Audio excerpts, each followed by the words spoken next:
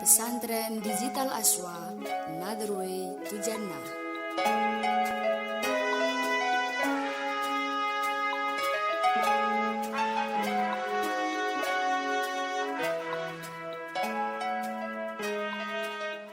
Assalamualaikum warahmatullahi wabarakatuh. Bismillah, alhamdulillah, wassalatu wassalamu ala rasulillah wa ala alihi wa sahbihi wa mawalah, amma ba'd. Para santri Digital Aswa yang saya muliakan, alhamdulillah kesempatan kali ini kita semua dapat bersama-sama melanjutkan pertemuan guna mengikuti pengajian. Dalam hal ini kita ngaji, kita mempelajari kitab Wasiyatul Mustafa yang mana membahas tentang sabda-sabda Nabi khususnya kepada Sayyidina Ali, dan tentu umumnya kepada kita semua sebagai umat Muhammad Sallallahu Alaihi Wasallam. Kali ini kita masih di dalam pembahasan atau fasal menerangkan doa, meminta ampun, membaca Al-Quran, dan zikir-zikir yang lainnya. Langsung saja mari kita teruskan, mari kita lanjutkan pengajian kita. Bismillahirrahmanirrahim. Qala al-musannifu rahimahullahu ta'ala wa nafa'ana bihi wa bi ulumihi wa bi karamatihi bidarin amin. Bismillahirrahmanirrahim. Ya Ali, man dzakarallahu qabla al-fajri wa qabla tulu'i syamsi wa qabla ghurubiha istahallahu wa ayyu'adzibahu binnar. Di sini Kanjeng Nabi bersabda yang kurang lebih artinya, wahai Ali, barang siapa yang berzikir kepada Allah sebelum waktu fajar, sebelum terbitnya matahari dan terbenamnya matahari, maka Allah tidak akan mau menyiksanya di neraka. Jadi di sini menerangkan pentingnya berzikir, zikir kepada Allah. Jadi kita berzikir, bermunajat kepada Allah sebelum waktu fajar. Maksudnya qoblal fajri, sebelum masuknya subuh, waktu subuh, qoblal fajri, dan juga sebelum wa qobla tulu'i syamsi, dan juga sebelum terbitnya matahari. Jadi setelah subuh, sebelum matahari terbit dan terbenamnya matahari. Jadi waktu sore sebelum matahari terbenam, artinya sebelum masuk waktu maghrib, maka Allah akan malu untuk menyiksanya di neraka. Jadi insya Allah orang yang rajin berzikir sebelum waktu fajar, sebelum waktu masuknya waktu subuh, dan juga sebelum terbitnya matahari, dan juga sebelum terbenamnya matahari alias waktu sore sebelum masuknya waktu maghrib, itu adalah waktu-waktu yang baik untuk kita berzikir kepada Allah. Dan di situ Kanjeng Nabi bersabda, Allah akan malu untuk menyiksa orang tersebut di neraka. Artinya akan dibebaskan dari siksa neraka. Allahumma amin. Selanjutnya, ya Ali, idza shallaita faq'ud makanaka hatta tatlu asy-syamsu fa innallaha yaktubu liman yajlisu fa kanahu hujjatan wa umratan await korokobatin aw sodakota alfi dinarin fi sabilillah. Yang artinya kurang lebih, wahai Ali, jika engkau telah sholat, maka tetaplah duduk di tempatmu sampai matahari terbit.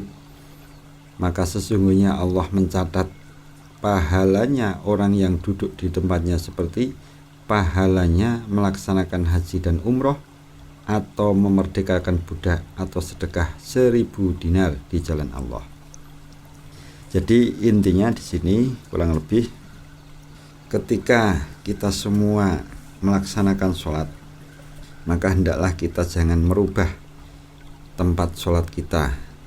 Istilahnya kita tetaplah duduk di tempatnya sampai matahari terbit.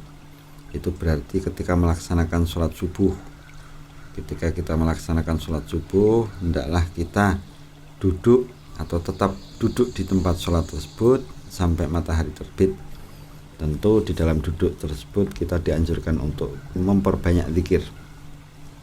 Dan juga yang seperti demikian itu, maka Allah akan mencatat pahala orang yang duduk tersebut atau orang yang duduk di tempatnya tersebut seperti pahalanya melaksanakan orang yang melaksanakan haji dan umroh, atau seperti pahalanya orang yang memerdekakan budak, atau seperti pahalanya orang yang bersedekah 1000 dinar di jalan Allah. Jadi pahalanya banyak sekali. Contohnya seperti pahalanya orang yang melaksanakan haji dan umroh. Tentu haji dan umroh yang sempurna. Jadi belum tentu kita di dalam melaksanakan haji dan umroh kita bisa mendapat pahala yang sempurna, pahala yang banyak. Dan juga belum tentu atau jangan berkecil hati bagi kita semua yang belum bisa melaksanakan haji dan umroh, karena ada amal yang pahalanya dikatakan sebanding dengan pahalanya orang yang melaksanakan haji dan umroh, yaitu orang yang menetapkan duduknya setelah sholat subuh sampai matahari terbit. Itu pahalanya sama dengan pahalanya orang yang haji dan umroh menurut atau sabda Kanjeng Nabi. Atau juga pahalanya menyamai dengan memerdekakan budak, memerdekakan hamba sahaya.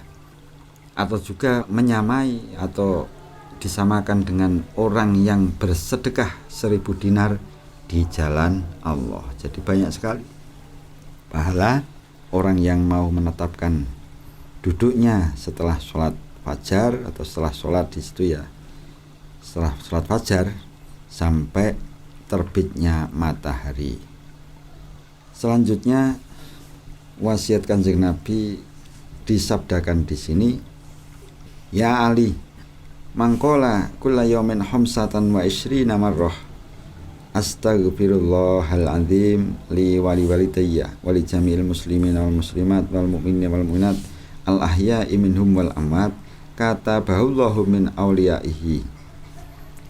Kurang lebih artinya, barang siapa yang setiap harinya membaca istighfar yang bunyinya istighfar tersebut, barang siapa yang setiap harinya membaca istighfar setiap hari 25 kali, yang bunyi istighfar tersebut astaghfirullahaladzim li wali walidayya wali jami'il muslimin wal muslimat wal mu'minin wal mu'minat al ahya'i minhum wal amwat, yang artinya kurang lebih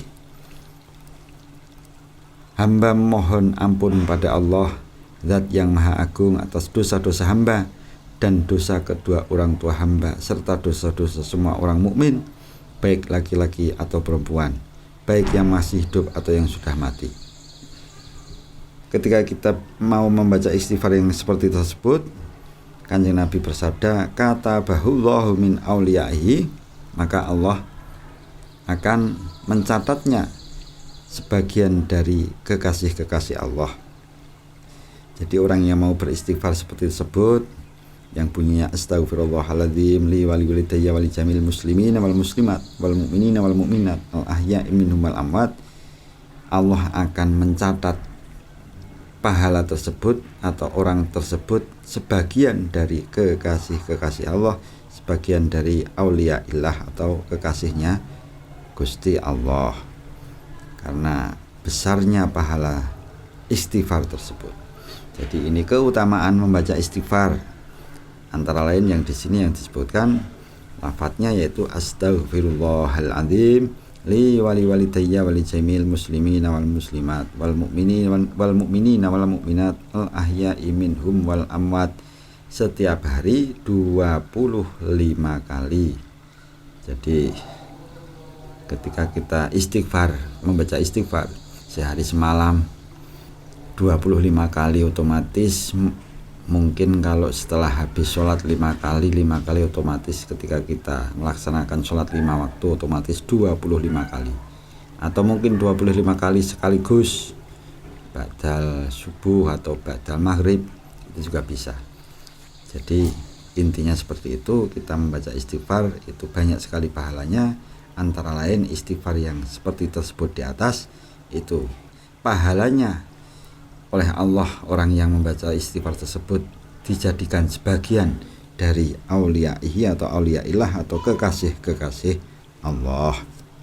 Para santri digital yang saya muliakan, Itu saja mungkin yang bisa kita sampaikan, yang bisa kita teruskan di dalam pengajian kali ini. Semoga bermanfaat bagi kita semua, dan semoga juga kita bisa mengamalkan wasiat-wasiat Kanjeng Nabi tersebut semampu kita, sekuat kita, dan semoga kita mendapatkan berkah dari pengajian ini. Amin Allahumma amin. Dari saya mungkin cukup sekian, kurang lebihnya mohon maaf.